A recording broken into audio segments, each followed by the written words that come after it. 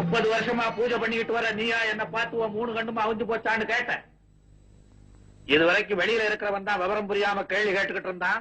இப்ப உள்ள இருக்கிற நீயே என்ன கேள்வி கேட்க ஆரம்பிச்சுட்ட பாரு. நான் பதில் சொல்லித்தான் ஆகணும். பரமசிவனாய முன்னால நின்னு பேசுறது பின்ன என்ன பாவநாச சிவனா பேசுறது? பரமசிவன் தாயா பேசுற. நான் பாக்குற இந்த காட்சி உண்மையா இல்ல பிரம்மையா? பிரம்மையும் இல்ல எருமையும் இல்ல, பரமசிவனே தான். என்ன சொன்ன? மரம் வச்சவன் தண்ணி ஊத்தணுமா? அப்போ நீங்கள்லாம் மரம், நான் தண்ணி ஊத்துறவனா?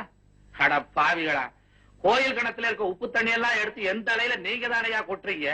அதுக்கு பதிலா உங்களை உட்கார வச்சு நான் கொட்டணுமா? அதுக்கு இல்ல ஆண்டவனே, 30 வருஷமா நான் உங்களுக்கு பூஜை பண்ணிட்டு வரேனே, எனக்கு எந்த விதமான வருமானமும் கிடையாது. ஆனா கள்ள கடத்தல் பண்றவன், கள்ள நோட்டு அடிக்கிறவன் இவெல்லாம் ஓன் இருக்கானுங்களே, இது என்னங்க நியாயம்? இந்த பார் பூசாரி, உனக்கு பூஜை பண்ண பிடிக்கல, நீயும் போய் கள்ள நோட்டாடி கள்ள கடத்தல் பண்ணு. உன்னை எவன் வேண்டான்னு சொன்னா? எப்ப இதெல்லாம் நீ செய்ய போறேன்னு என்கிட்ட வந்து கேட்ட, உன்னை வேண்டான்னு நான் தடுத்தேன். எனக்கும் பொருளாதாரத்துக்கு என்னையா சம்பந்தம்?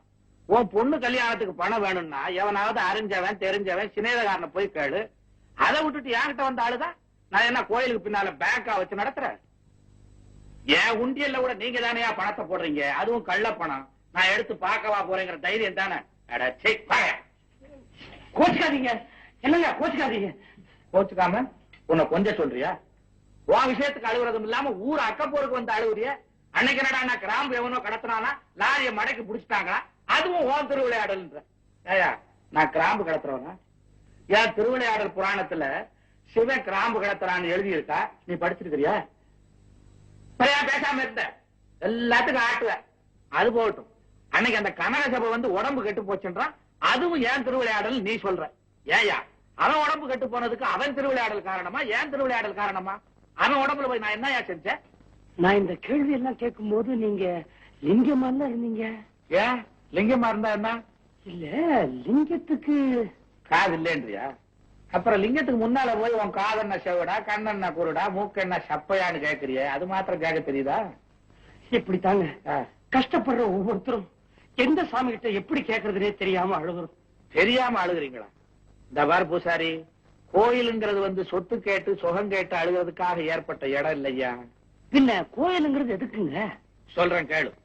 இந்த கெட்டு போன உலகத்துல ஊருக்கு ஊர் ஒரு கோயிலை கட்டி அங்கங்க 40 சதுர அடிய கெடாம வச்சிருந்து இந்த கெட்டு போன கும்பல் எல்லாம் அங்க வந்து நின்னு, நாம ஏன் கெட்டோம், அடுத்தவனை ஏன் கெடுத்தோம், இனிமே கெடாம இருக்கிறதுக்கு என்ன வழின்னு சிந்திக்கிறதுக்கு தாயா விட்டு வச்சாங்க.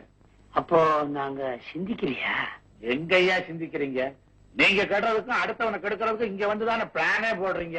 சிவ சிவா, நாம 2